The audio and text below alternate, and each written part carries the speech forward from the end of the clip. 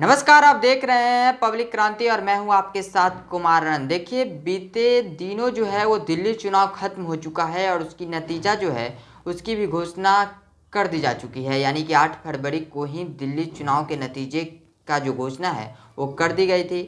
Bharatiya Janata party जो है वो पूर्ण बहुमत के साथ दिल्ली में अपनी सरकार बना चुकी है।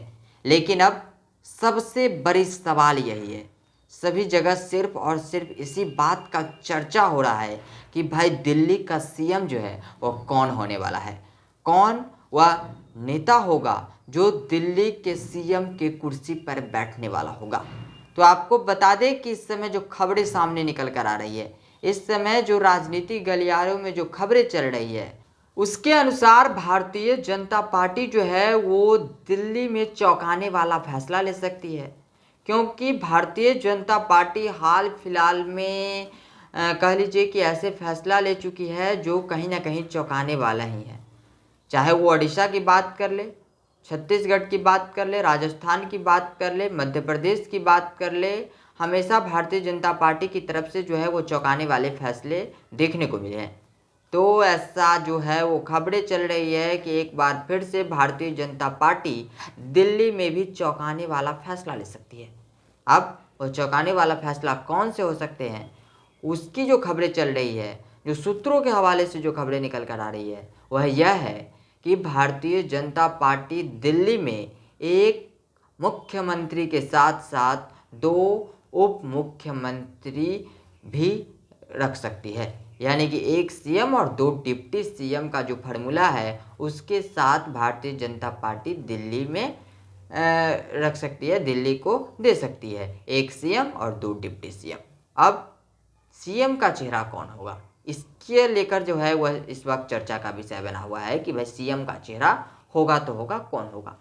सभी लोग अपने अपने तरफ से जो है वो कह रहे हैं कि कोई ये होगा, कोई वो होगा, कोई ये होगा। लेकिन सबसे बड़ी सवाल यही है कि जो खबरें चल रही है उसके अनुसार भारतीय जनता पार्टी कहीं ना कहीं सरदार, जो कि कह लीजिए कि जो पंजाबी हैं, उसको जो है दिल्ली का सीएम बना सकती है। अब ऐसा क्यों?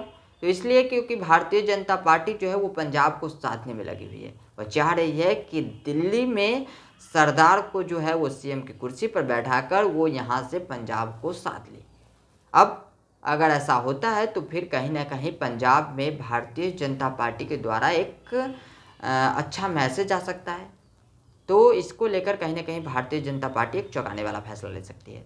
अब डिप्टी सीएम की बात कर ले तो 2 डिप्टी सीएम की जो चर्चाएं चल रही है उसमें एक दलित और एक स्वर्ण समाज के जो डिप्टी सीएम हैं उसको लेकर चर्चाएं चल रही है। अब दलित की अगर बात कर ले तो दलित इसलिए क्योंकि इसी साल जो है वो बिहार में विधानसभा का चुनाव होने वाला है। अब जो ओबीसी समाज के जो लोग हैं उनके लिए तो नीतीश कुमार भारतीय जनता पार्टी यानी एनडीए में तो हैं, और स्वर्ण की बात कर ले तो स्वर्ण के लिए भारतीय जनता पार्टी है ही। अब दलित को लेकर जो भारतीय जनता पार्टी को कहीं ना कहीं डर लग रहा है, जो डर उत्पन्न हो रहा है भारतीय जनता पार्टी के अंदर कि कहीं जो दलित वोट है वो तेजस्वी यादव और फिर राहुल गांधी का जो गठबंधन है, कांग्रेस और आरजेडी का जो महागठबंधन चल रहा है, उसके तरफ न चला जाए। इसको लेकर कहीं ना कहीं भारतीय जनता पार्टी एक दलित डिप्टी सीएम का चेहरा रखकर दिल्ली में और उससे कहीं ना कहीं बिहार को भी साधने के कोशिश में है कि बिहार में भी चुनाव होने वाला है तो वहाँ भी जो है वो दलित चेहरा को दिल्ली में रखकर बिहार को भी साधा जाए। अब अगर ऐसा होता है तो फिर कहीं ना कहीं जिस तरह से पंजाब में भारतीय जनता पार्टी के द्वारा एक अच्छा मैसेज जाएगा, उसी तरह से कहीं ना कहीं दिल्ली जो डिप्टी सीएम का फैसला होगा, सीएम का फैसला होगा, उससे कहीं ना कहीं बिहार में भी एक अच्छा संदेश जो है वो जा सकता है।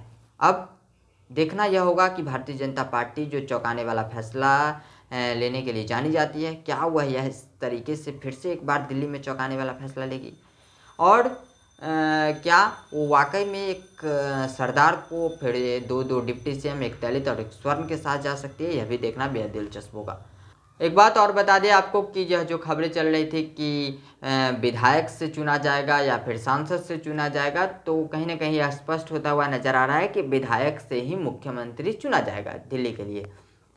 जो विधायक होंगे वही उसी में से किसी को चुनकर दिल्ली का मुख्यमंत्री बनाया जाएगा।